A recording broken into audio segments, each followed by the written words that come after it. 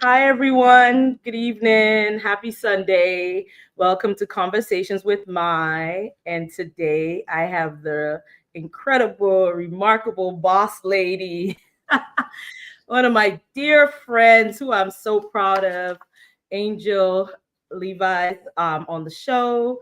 And so I'll just give a brief introduction of Angel. Angel has accomplished a lot of things. We're going to talk about a lot of those as we go along. And as always, the deal. You can always, if you have questions, you can plug your questions in the comment section, and we'll answer your questions. We'll stop, take breaks to do that. All right. So Angel is a 2024 Inc. magazine female founder honoree, 2023 Presidential Lifetime Achievement Award recipient under the Biden administration. She's a TEDx speaker and an award-winning producer with over 2 decades worth of experience in the entertainment industry. So Angels has been instrumental in the success of numerous people, some legends that I'm sure you all are aware of, such as Larry King, Jane Pauley, who I love. I watch her every Sunday morning. I was watching her today, and I was thinking about you, Angel. So Angel, she has done many things, including the really, really groundbreaking, I think, right? The live podcast network that she created, which is the first Black female owned podcast and TV network. And so Angel's doing really great things with that. She was recently nominated for an NAACP Image Award for her hit show Under Construction with Tamar Braxton. This happened in 2022. So Angel has done so many things. She's working with JP Morgan. They've sponsored her, supported her.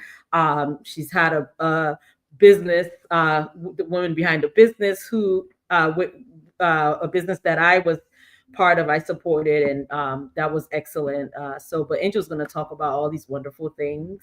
So welcome to the show, Angel. Yay! Thank you, Mai. Thank you. Like, I'm excited to be here with you and to be connected to your audience. So everybody, hello. Definitely send in questions. Let's go. Yes. Thank you. So we are going to get started. And so the first thing I do want to touch on, Angel, is in your bio, you open up with a very powerful statement. You said you must be relatable, transparent, honest, and you have to know what you're talking about. In an age of heavily curated online personas, it's a lot going on, right? You don't know what's what right now. So how do you practically balance that raw transparency with maintaining a professional brand? So I think it's essential to the core of who I am. There is no like break point in being professional, being who I am, being authentic to who I am. Almost probably to a fault, to the point where people know when I'm up, but I'm also very transparent with saying like, hey, like everything's not okay right now.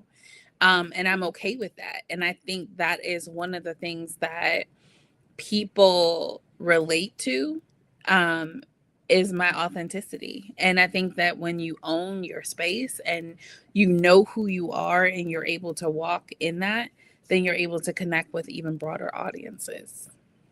Wow, absolutely. And knowing you personally, you are like that. What you see is what you get. I'm like that too.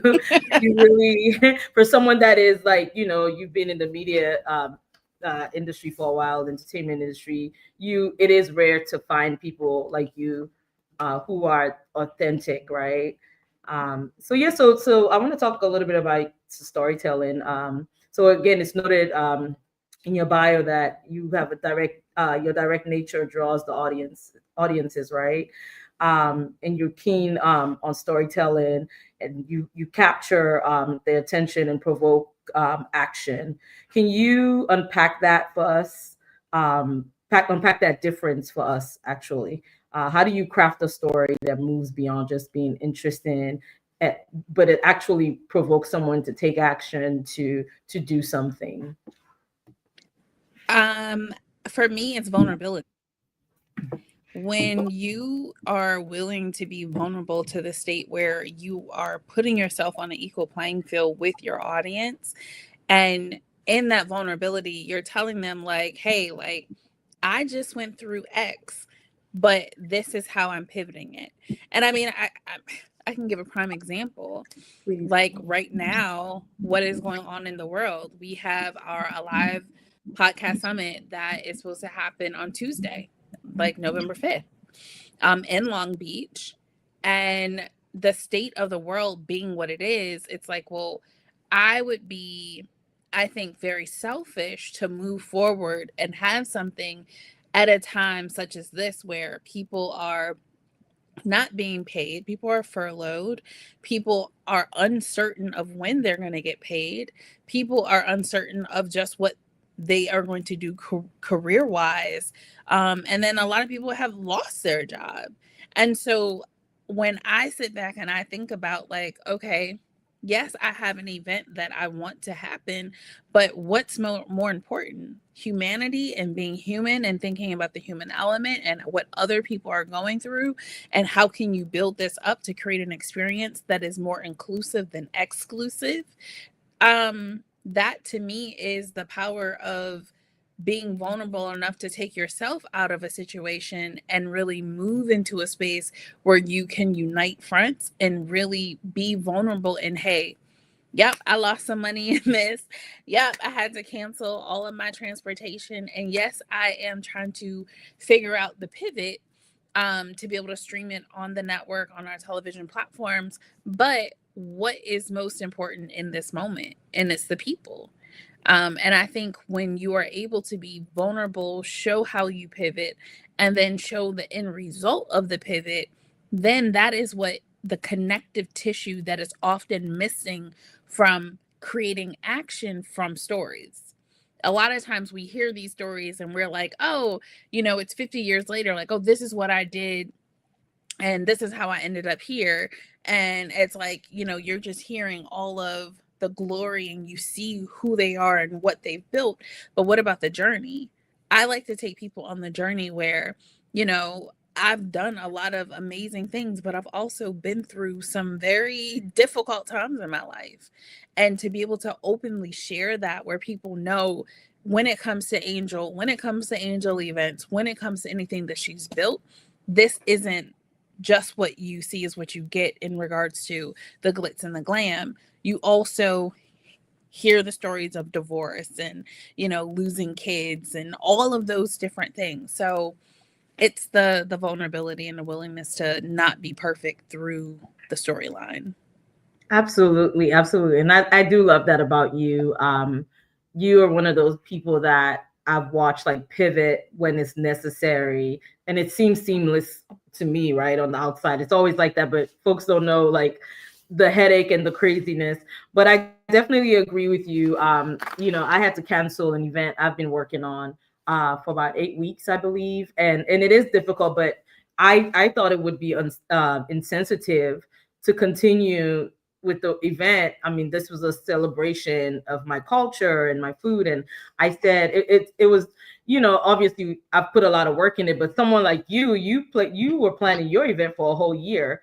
And but like you said, we need to know when to pivot. And I thought about something today too. I was like, these are the times you see who's a true leader, because these are the decisions that leaders have to make, right? But thank you for that. So thank you. That was great. So I'm going to talk about, your personal guidance now. So you marry your tremendous life experiences. You kind of talked about it a little bit with your spiritual compass to guide others. What does that spiritual compass mean to you? And how does it practically guide your day-to-day business decisions at Alive Podcast? So my spiritual compass is everything. Because when that thing ain't working and you like, okay, God, I need you to tap in, you're like stuck. At least I am. Right. I think that when you have a higher power that you believe in and you are able to tap into, and you're able to not think that all things reside and are created because of your own personal greatness, but that you are chosen. You were selected to be this guide. You were selected to be this vessel. You were selected to create a collective and to unite people. And when you think outside of yourself, you are able to create even greater impact. And so, I lean on my spiritual compass for all things, like for business, for relationships, for parenting, and just how I go about, being the best version of Angel that I can be. So I think that spiritual compass, girl. And sometimes it be like I said, you be tapping it like, hold on now. Like, I need you to tap in real quick, because if I Right. make the wrong decision, it ain't because of me. It's because you ain't Right, tapped in. right. That sounds like what I do. And then I'm like, okay, well, I should have waited. Maybe I moved too quickly. God doesn't always answer you right away. But yeah, Exactly. but, Exactly. but that's excellent. I love it. I love it.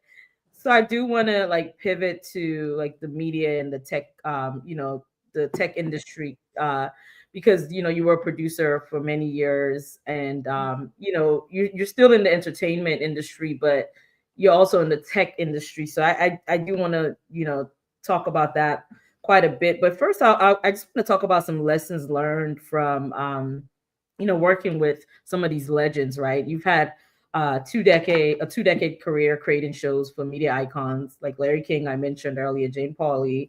What is the single most valuable lesson you learned from working at that level of production that apply as a tech founder, that you now apply as a tech founder and a CEO now? Oh, it's a couple. I think the biggest one is that the show has to go on. Mm. Um, and I learned that just from like working in newsrooms where, things may not be going right behind the scenes, but when that camera is rolling and it's a live show, you got to figure it out. It's no crying in the corner because the teleprompter, you have to figure it out. And so I think for me, how that has transitioned into the other things that I've done and the things that I'm able to lead, it's really just like you may not have all of the pieces perfect in this moment, but it still requires you to put one foot in front of the other and keep moving. It still requires the end result to be the end result that you are going for, which is success and exceptional quality and all of those different things. But you can't have excuses, whether it means like, additional testing on the front end, especially when it comes to the tech part. And I can say like I had a hard time becoming this non-technical founder who has a media background and who was used to having a standard of excellence. And when I created our first iteration of our app, everybody's like, oh, it's your MVP. This is the tech world. Like, just get it out there. You just want to get the testing. You want the research that all of these things are working. Baby, I did not want to tell nobody about that app because it was not something that I was proud of. Like, I was proud of it when it first came on, like, when it said a live podcast network on the screen. I was like, oh. And then when it like actually loaded, I was like, oh, you know, but that was a lesson that I had to adapt to. So just as much as I've learned a lot of lessons, like I just wrote an article for Inc. magazine that came out a couple days ago, and it was about the power of unlearning. Because sometimes just because we're in a certain space, we've learned to conduct ourselves in a certain way. We've learned to have that standard for excellence. But sometimes when you shift and you pivot, there's a new requirement for how you move through those things with success. Absolutely, absolutely. And I read that article, and it was really great. And of course, I could relate to it because, being ambitious, right? We tend to just keep going, and it's like, okay, what's next? Let me, do it. And a lot of times we don't take the time to pause, Mhm. um, and reflect, which is something that I've been, working on. I've gotten a lot better, but that was a great article. Uh, so Thank you. thank you for that. So I want to talk about like the aha moment, right? So in your bio, you talked about you were motivated, by firsthand experiences to monetize and protect the intellectual content of Black creatives, which I think it's a very important, thing, right? We're very creative people, and I don't think a lot of us think about that side of things. Can you take us to that specific, like, firsthand moment where you the aha moment, what did you see or experience that made you say, this is a problem that I have to fix or address? Before I get to it, let me just say this. I'm glad I ain't lie on my bio because, girl, you are deciphering word by word. Like, what is this? Explain this. Justify this. I'm glad I can speak to it. But yeah, no. My aha moment, which is what created the fire under me to launch the Alive Podcast Network, happened after I'd created all of these like dynamic shows. Some of them were dynamic, some of them I could have done without, to be honest. But it was for people, no one who looked like me. And when I had the opportunity to start creating content for like Black celebrities and just helping Black content creators create award-winning content, one of the shows got canceled. It was a mental health show, and when it got canceled, it became like this massive issue in the community. And when I say massive issue, like, a lot of people were complaining because they were benefiting from the honesty, the vulnerability of the host. And I got one letter that came in, and it was actually from a Hispanic man. And he said that right around the time that that show was created, he was diagnosed with anxiety and depression. And unfortunately, it was during COVID, so he couldn't afford therapy. And so that show became his weekly accountability partner. And he asked, like, now that the show is gone, what am I supposed to do? And for someone who has created content, some that wasn't as great as what was being canceled, and those other shows never got canceled, and they were hosted by people who didn't look like us. When I got that email, I realized that something had to change. And I reached out to a girlfriend of mine who I went to Howard with, and she was like, Angel, you're the person that you're waiting for. So you should just create it yourself because you know what it's supposed to look like. And when I say what it's supposed to look like, I had witnessed that most of the Black content creators that I was now working with, they didn't own their content. It was hard for them to monetize the content to the level I was accustomed to seeing creatives monetize at. And it wasn't being amplified in the same ways. And so I wanted to create a space that leveled that playing field, where it gave everybody an equal opportunity to generate revenue and without being reliant 100% on advertising. And so that was the moment that I was like, okay, I'm gonna do this. And so that's when I launched the Alive Podcast Network.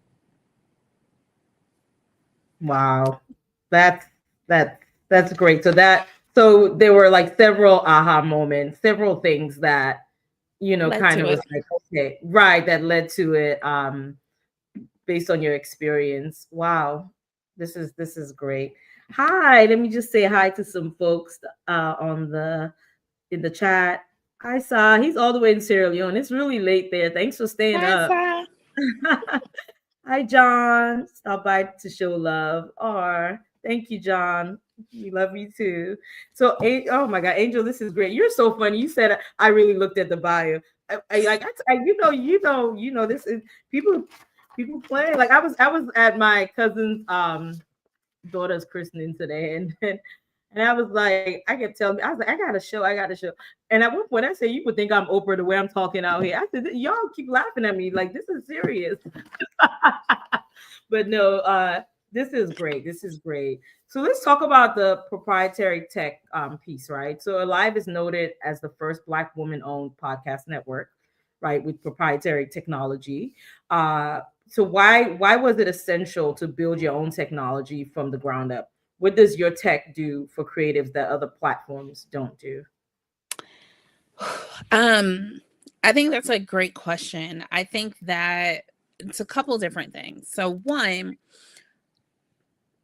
having access to owning everything in what you're building hits a little different because when other businesses fold, you're still able to withstand.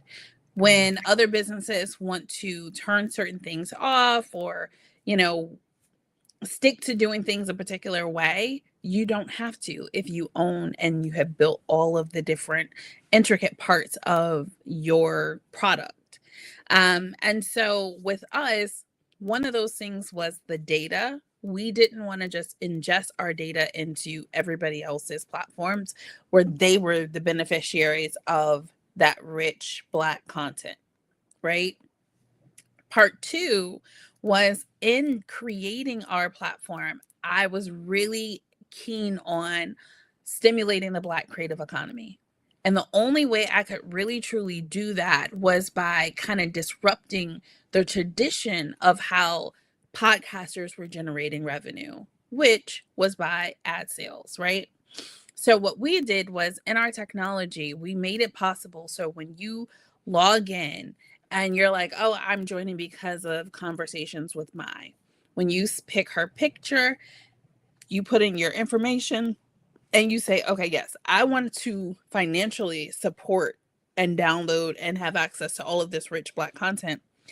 Anytime your credit card is charged or debit card is charged, Mai gets 50% of your monthly subscription fee. You, as the listener, have access to the entire catalog of Black hosted content. And right now, we have over 100 shows on our network. So, what that did was it created an opportunity for our content creators to bring people into the fold, which helps expand our network, but it also helps them generate revenue. And so for me, that was really key because I wanted it to be able to be listener supported. If I'm benefiting from the content that I'm gaining from listening to you, I think it's only right that we support our content creators who are taking the time to digest bios, who are taking the time to figure out, well, what has this person done and how can this be a rich conversation to keep people engaged and listening to what it is that we're talking about. You deserve to be compensated for that. And while it may not be a traditional salary, us being able to say, okay, yeah, I'll pay $9 a month. I'll pay $10 a month to make sure that she can keep doing what she's doing because I see enough value in what it is that I'm getting from this content. So, yeah. Wow, this is amazing. So yeah. So let me just say this.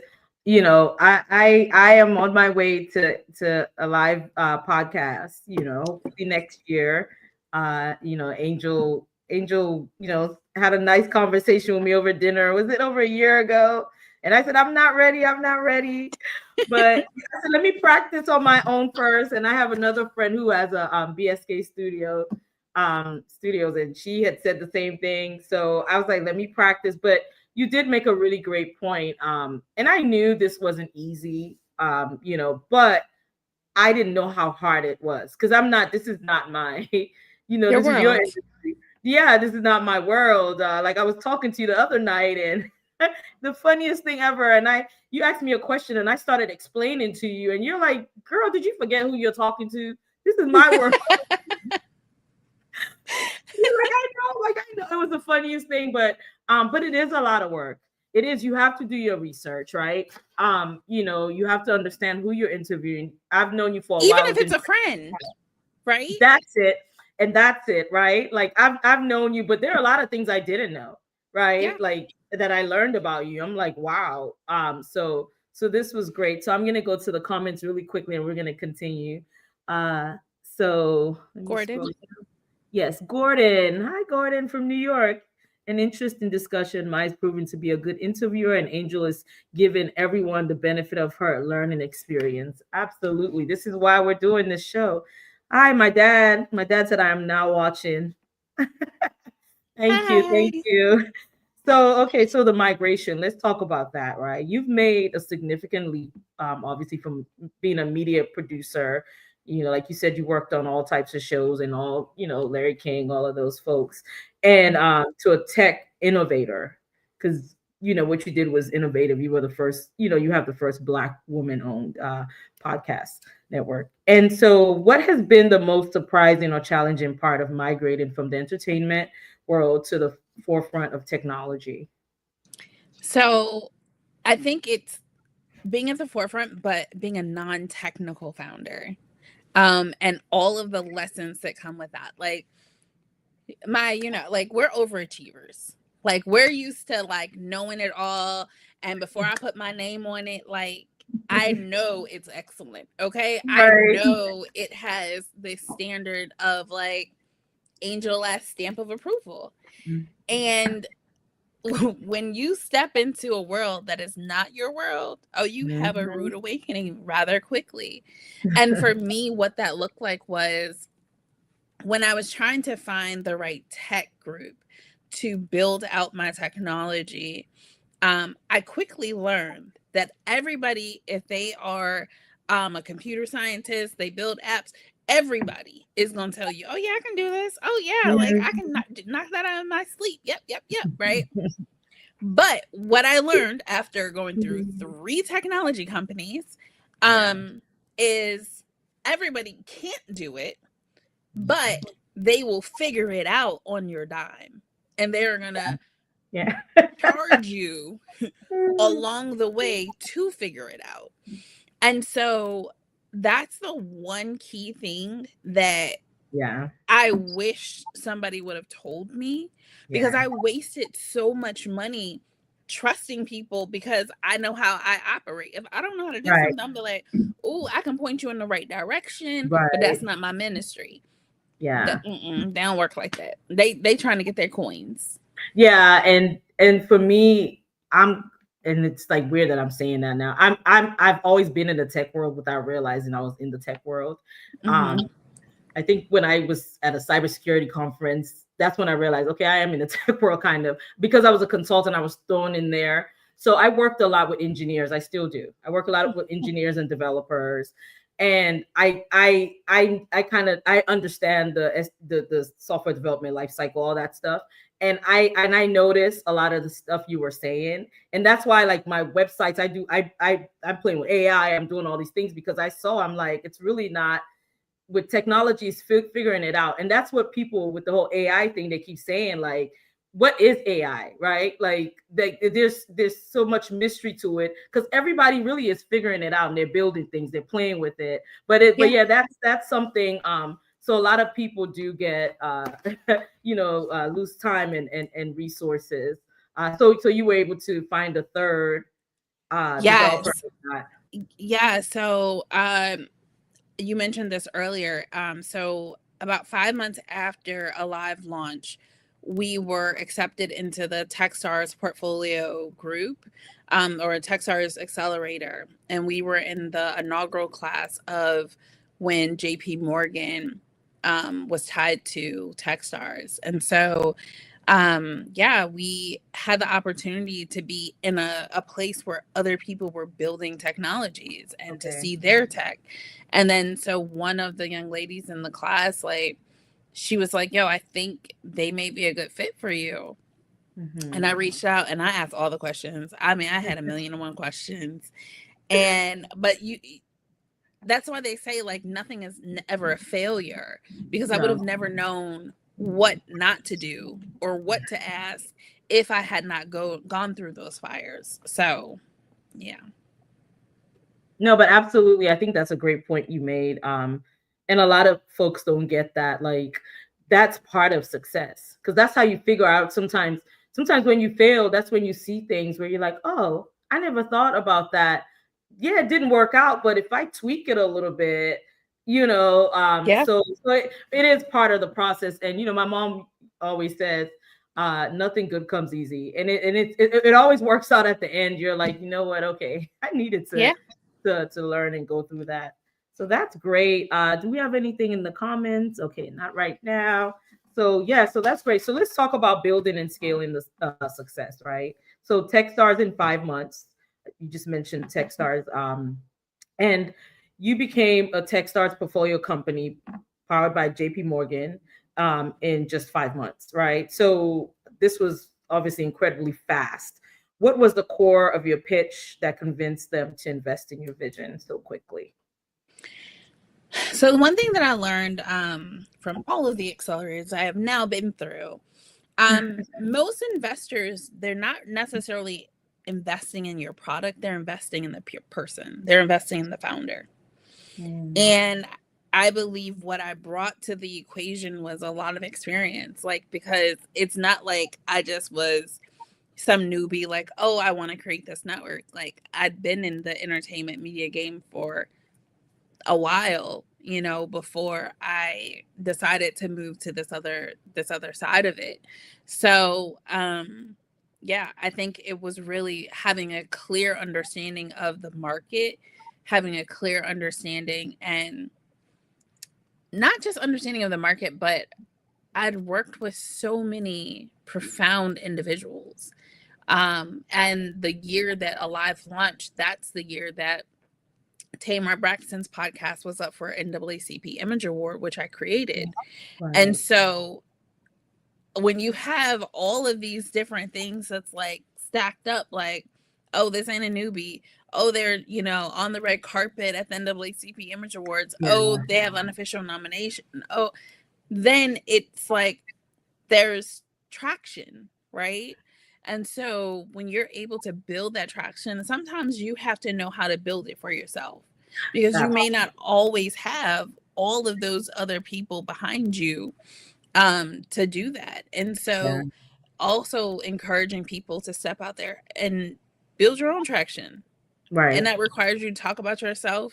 But I know a lot of people make up other people to write in things, submissions, whatever it is, so Mhm. that they can be seen and acknowledged for the work that they're doing. Wow. So yeah, I mean, so you just touched on several things, but what I really want to like hone on and hone in on is what you said about like how people don't want to talk about it. Marketing yourself, right? Mm-hmm. So that's something I know you and I are very good at. I mean, yes, like I learned that I think from being at Booz Allen, because we had to market ourselves. The structure is you had to market yourself to get on the good projects and things like that. Uh, so I mean, yeah, it was no joke back then, right? And you had to build effective relationships and things like that. Mm-hmm. But a lot of people, especially, I would say women of color, Black women, particularly, I know African women, we have a hard time doing that because it's seen as, okay, you're boasting or, you're Mm-hmm. not being humble. But that holds so many people, so many of us behind, right? Because, I'm not saying go lie about your accomplishments because there are people who do that, right? But like, clean yourself up, make yourself sound good, and sell yourself. And like you said, and what people don't realize, people, like you said, investors are looking to invest in people, right? They're investing in your brand as a person, right? Mm-hmm. But it's the same with the audiences. I've noticed that a lot of stuff that I do, my people come over because I've proven something already. So it's Mm-hmm. me, it's not even particularly the show initially that makes someone comes over. Yeah. So I just thought that was a really good point. And I'm always trying to talk about that and see if folks can like evolve because it's important. But thank you for that. So let's talk about you know, what I call high profile validation. You didn't just launch, right? You launched with a Bang, bang, bang. I mean, gosh, you earned an NAACP Image Award nomination for Under Construction with Tamar Braxton. And so, like, how did you attract that level of talent and achieve that kind of critical acclaim so early in the network's life? Like, how did you like, get her on? Like, that whole thing. Like, So I was actually working with her prior to. So okay. that's kind of like one of the beauties of when you've been doing something for so long, Yeah. opportunities will resurface or come about. And a lot of the things that I was tied to, it was because of my network. And Mm-hmm. so I'm always telling people, like, your network is oftentimes more powerful than you realize. And many of us, I'm not even going to speak for everybody, I will speak for myself. I don't always tap into my network. Mm-hmm. And I think you and I were having this conversation the other day where I'm now like, it's time. Like, I can honestly say, like, I haven't tapped out my resources, or I'm not that person that's always asking for something. Yeah. However, I've learned that when I do ask, I receive because I feel like I sow good seeds. And I've been a good person to so many people. So just like what you were saying earlier, people come when you let them know what you're doing because they want to show up. They want to support. Just like the one person, like John said, like, hey, I'm stopping by just to show love. Now, he may not be able to stay for the whole conversation, but just that act shows that you've done and been something for him, that he at least has an allegiance to want to be in alignment and give that same reciprocity back to you. And so I think there also comes a time where, like, I've had friends say, like, I've been waiting to be able to help you. I've been waiting to be able to do something because you've helped me do X, Y, or Z. And sometimes we don't even realize the people that we've touched in our network and how beneficial we have been to their career or their trajectory, whatever part of their life. And so being able to just kind of like step back and say, okay, like, let me receive. You don't Yeah. always have to be the giver. Right. Right. And yeah. So I think I tap into my network. But I don't think I've like tapped all the way into it, right? Like I think more than a lot of people. And I think I had a conversation. I've had several conversations about that. I was talking to my cousin earlier about this. I haven't. What I've done with my network is I've helped other people. Like I'm Yeah, the person everyone calls. They know I need a lawyer. I need this. I need that. And I would. They know I would. If I can't do something, they know I can connect. So I've done that, but I haven't tapped in for myself. Right. exactly. That's yeah, that's what I noticed that I haven't done. But regarding what you said about networks, it's so interesting. I just finished a class in my executive master's called The Crafts of Global Networks.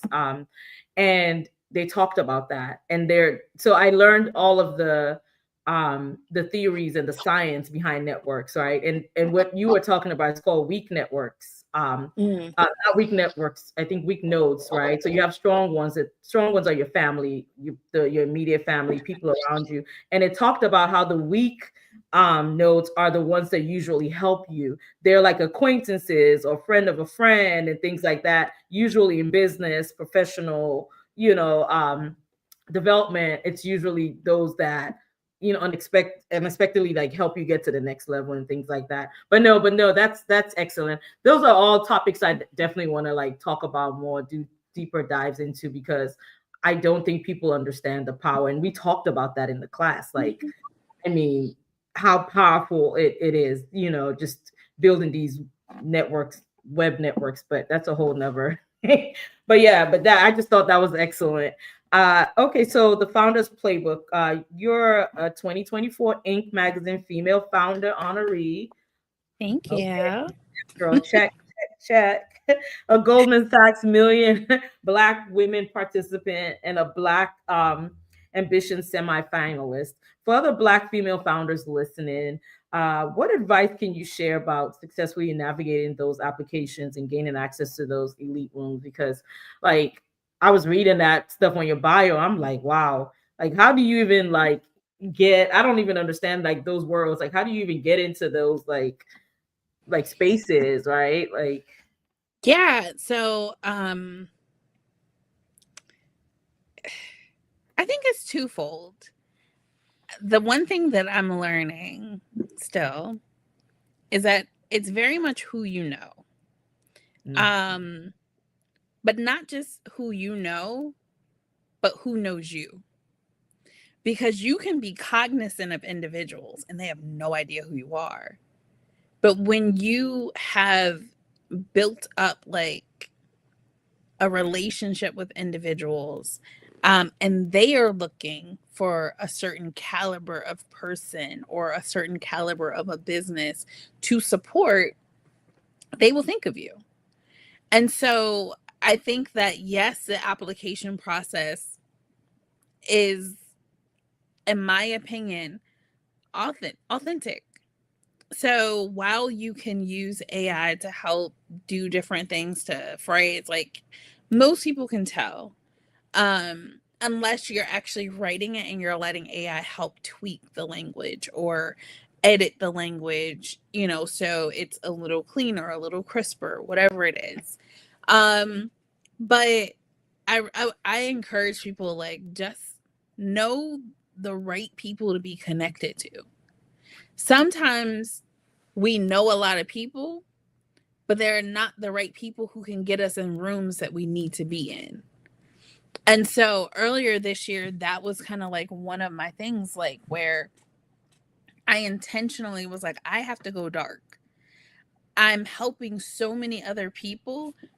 And I was feeling like, but can't none of these people really help me? And so when I started feeling that way, I realized like I have outgrown some of the rooms that I was accustomed and comfortable with being in. And so navigating new territory where I can now be connected to people and they know me and I don't just know them. I think that was also really key for some of the applications, but sometimes it wasn't even an application. Sometimes it was legit like a phone call that came in like, hey, we're looking for somebody like you. I need you to complete this application. Let me know so they can let you in. absolutely. And it's funny when you're talking and I'm thinking there's so many things that happen why one, I'm disconfident, two, like I know the importance of networks, and you're talking and I'm remembering times where things like that happened to me, where in college I was the Young Democrats president at Frostburg and I did a lot of mobilizing, campaigning, and I remember I got an offer with the then Casper Taylor, the then the gosh, I'm calling it the house, but yeah, is it the house in Annapolis? The delegates, the head of the Oh delegates, yeah. right? Yeah, so he ended up losing. And then Antonio Hayes, who's now a senator, back then he had gone to Frostburg and he was a congressman. And he called me and said, "Hey, they need someone. Shaka Fatah's office is looking for an intern on Capitol Hill." And just like that, I mean, I interviewed and they loved me, right? And they actually paid me for my internship. But it was that, like, those were from when I was younger. I have had several, like times like that where I'm like, oh, okay, I wasn't a 3.8 student. I wasn't, whatever. I wasn't, right? Like, but like these connections, knowing the right people, And they right? know you. And they know Like me, but that, why it's do the they know me though? two-sidedness. Yeah, But why do exactly. they know me, right? Because I stepped up and took a leadership Exactly. position. See, Exactly. so, and I tell people this all the time. They see people like us, and it's like, yo, like we took initiatives. We're doing things, right? And people see. I mean, I have Yeah. so many stories like that. People see. So that's just great. Hi, Sabrina. How are you? Okay, so I want to talk about like now like your personal engine, like so I have all these subtitles that I have for you. What are my But subtitles, my? I said, what are my subtitles? okay, so the service connection. So you're okay. So you're a 2023 Presidential Lifetime Achievement Award recipient for your commitment to community service. You do a lot of community service, and as you mentioned earlier, you do help a lot of people. How does your service work, including your leadership in Alpha Kappa Alpha Sorority Incorporated, connect to your business mission? Do you see them as two sides of the same coin? Absolutely. I mean, even the story that I gave earlier around switching this upcoming experience from Long Beach to your living room, right? Mm. Um, I could have been very self-serving and still had the conference out in Long Beach, and the money was spent. So it was nothing else that I needed to do financially for it. Mhm. But that would be self-serving. Like one of my first jobs out of college was at AARP, um, where Ethel Andrews had founded it. And one of the pillars of founding it was essentially like give to others instead of waiting for other people to give to you. And that always like really stuck with me because I was so used to so many people always having their hand out, always looking for somebody to do something for them. And I wasn't built that way. Like my cloth was very much like, how can I help you? Like I was a person in high school defending other people and making other people stand up for themselves and learn how to speak up for themselves. And so like now everything that I'm continuing to do, like I'm the president of my discipleship group at church, like it is ingrained in my being to be of Absolutely. service to others. And I think when you're built that way, sometimes it's hard to lean on other people. Sometimes it's not that those relationships aren't there. Sometimes it's just a matter of you being humble enough to say, hey, I need the help. Yeah. Or I want, some assistance with X, Y, or Z. And so, yeah, like in servicing and, volunteering and speaking all over the world and, helping children, all of those different fabrics are just a part of like what I feel like are the gifts that God gave me to pour into other people. And at the end of the day, I just pray that people find it a way to pour into me and I'm able to receive that pour. Wow. Yeah. Yeah. We talked about this. Um, yeah, I mean, I think that's something that I'm learning because, as you said, I'm the same way. It's like I'm so used to giving, I'm so used to everyone calling me for help that when I need help, it's like, it's hard for me. Right. And I'm always thinking, like, oh, I don't want to bother people. Um, I'm very, like, that's just who I am. And I am trying to change and say, okay, well, but I do realize though, because you mentioned this earlier, what I realized though, a lot of the people that I felt like that about, they couldn't really help me. So right, right. I've always always took pride in the fact that I have different kind of friends. I always say like even the shelter over here, like the homeless folks in the neighborhood, like they're my friends. Like I talk to them, I know about their families, and I mean literally, like, and I take pride in that because I don't want to just say I have just certain friends or I'm around certain people. But when it comes to close friends, I did realize that, okay, some of the closest people to me that I'm quick to jump out for, I wouldn't even ask them if I needed something because they wouldn't have it. Yeah. And so that makes you just kind of, Stay to yourself. yeah, you got to go dark sometimes. And that actually helps you to kind of see things clearly. That helped me a lot. And to tap into that internal compass. Yeah. Yeah. That's why now when you hear the conversations I'm having, it's straight. Okay, this is what it is. This is who it is. But no, this is good. This is good. So let's talk about Howard. So you magna cum laude Howard graduate. Okay, HU, is that what y'all say? Yes. You And already know. So yeah. And then you're a devoted mother to two sons. Very good mother, by the way. How did those two core identities, your HBCU roots and your role as a mother, influence your leadership style and your passion for building a legacy for Black creatives? I don't. So I think, there's so many things that are woven into how I parent. But I think that what I always, how I look at Howard is like, Howard, like, made me who I am in so many ways. Growing up in a very predominantly white neighborhood and then going to Howard where there's all Black people was a bit of a culture shock, because I had never had that. And I think that, just really embracing all aspects of who I am, authentically, I think that was one of the things that Howard like taught me, because everybody was unique and different. I mean, always everywhere. But when you step on that yard, there there are some people who you could just tell this is who they are. And then there were other people where you could tell, like, oh, you trying to be what this is.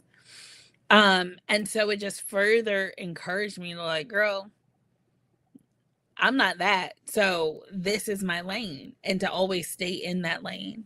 And when it comes to like my kids, like, I think more than anything, I've always wanted my kids to understand who I am outside of their mother.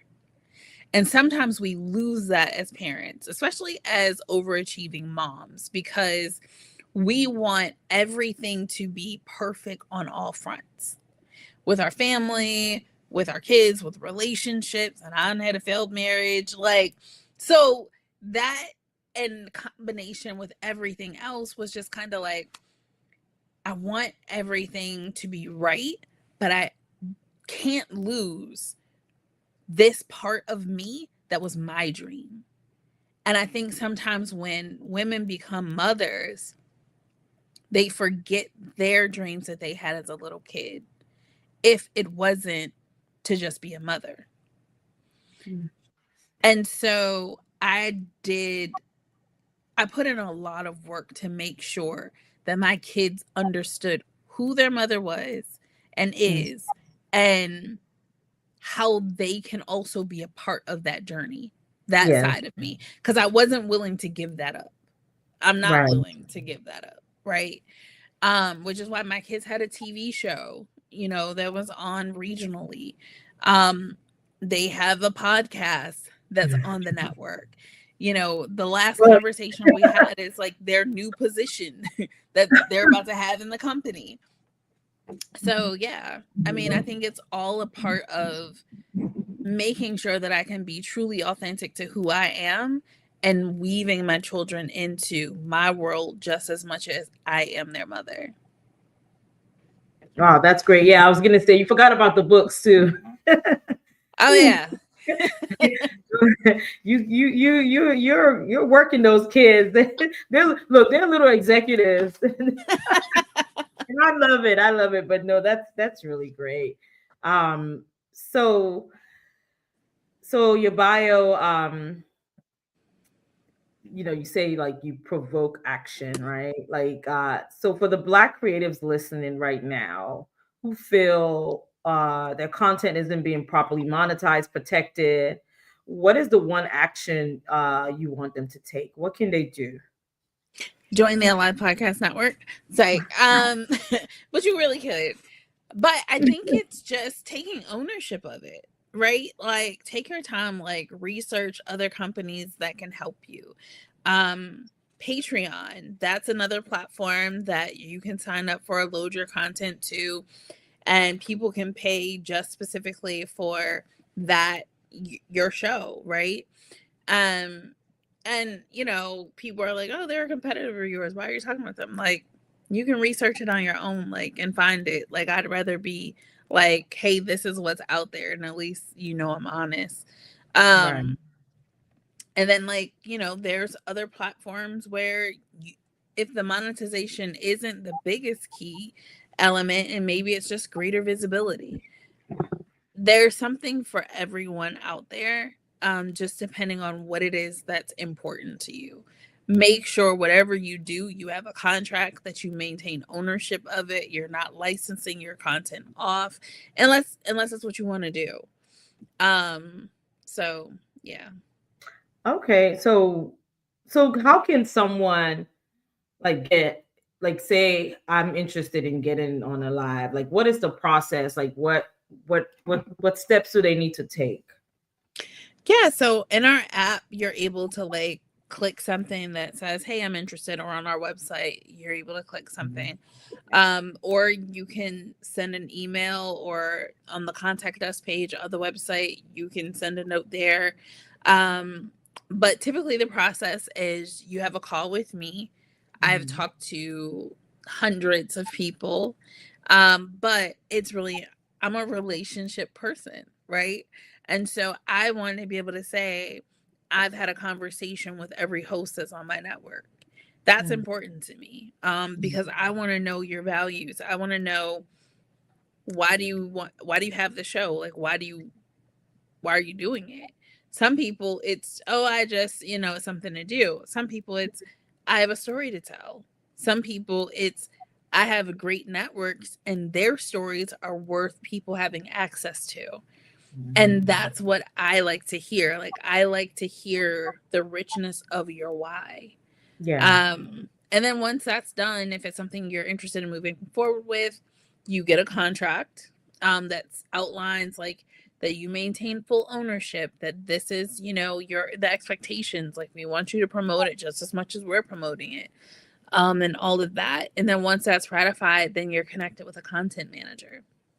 And Oh, your okay. content manager pretty much white gloves you onto the network. And we have two sides of the house. Like, we have our audio only side, but we also Right. have the television side. So yeah, it's a, I feel like it's a great place for beginner and affluent creatives, Mhm. because everybody has an equal opportunity to shine. Absolutely. So can I just ask you one more question?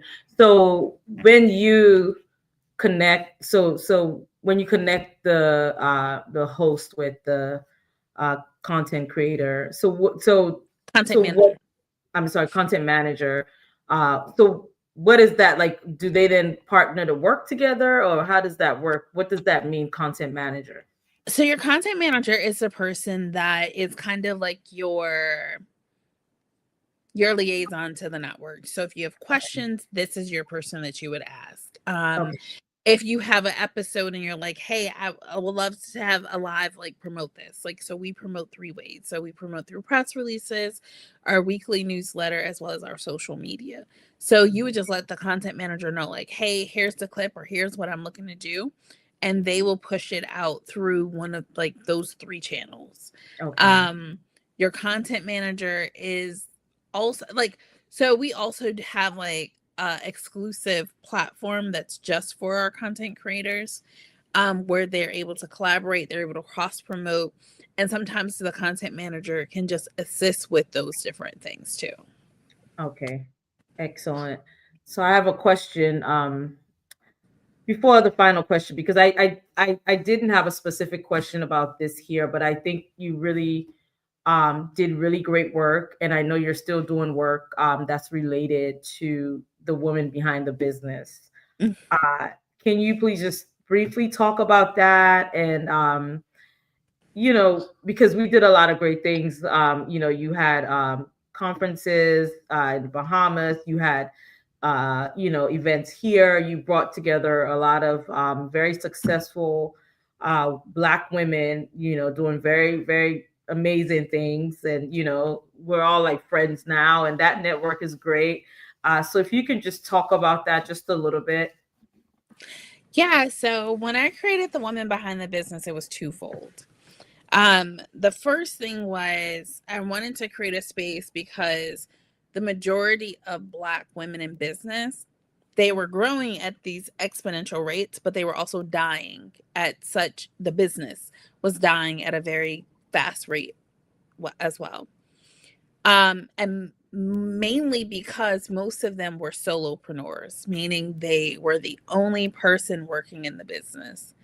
And so what I wanted to do was to create an environment where if I ever needed to go off because I had a kid, or I have to go take care of a parent, or anything has happened, there's a network that can potentially step in and help you with your business. Like, that was kind of the premise of what I wanted the woman behind the business to be.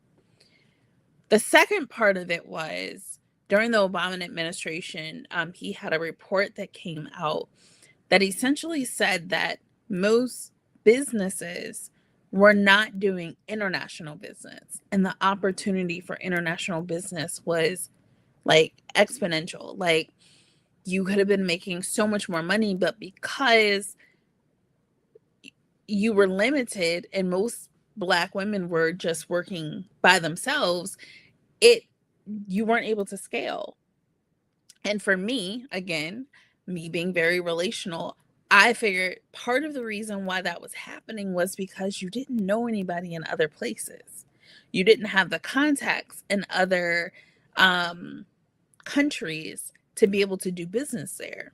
So that's why I started building relationships with like the first lady of Ghana, the prime minister's wife of the Bahamas. And so we had events that we collaborated with the Ghanaian Chamber of Commerce, and we, did different things over in Ghana for several years. Same thing with the Bahamas. We would host our annual retreat in Nassau. And the prime minister's wife would attend all of our opening receptions. Every event that we had there, she was there. She was a part of it. So much so that she actually became a member. We pinned her. She was like an honorary member. And so it was so important to me to create a space and an environment for us to be able to tap outside of our immediate networks to do international business. So that was like, the goal of WBB. And then, COVID kind of slowed things down and we kind of moved to a more virtual environment. But a lot of people tell me all the time, like, oh my God, the content with WBB was so rich. The podcast was so good. The retreats were wonderful, because I didn't want to just have people sitting in a room listening to people talk all day. I wanted them to get to know each other, because I realized that's where magic really happens, is in building those foundational relationships. Absolutely, absolutely. And it was an honor to be a part of that network. And like I said, I still have friends and, you know, uh, from that network. So thank you for that. So I want to talk about the future.